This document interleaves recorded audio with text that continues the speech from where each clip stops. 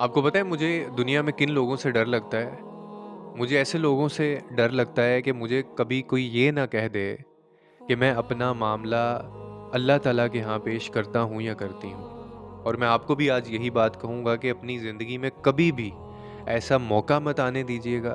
कभी भी किसी चीज़ की या किसी बात की वजह मत बनिएगा कि अगला बंदा ये कह बैठे कि मैं अब अपना मामला परवरदिगार के यहाँ पेश करता हूँ या करती हूँ। ये अल्फाज किसी के कहने से पहले ही अगर हो सके तो मामला सुलझा लीजिएगा, क्योंकि अगर ऐसा हो गया तो फिर सारी ज़िंदगी आपकी जान नहीं छूटेगी।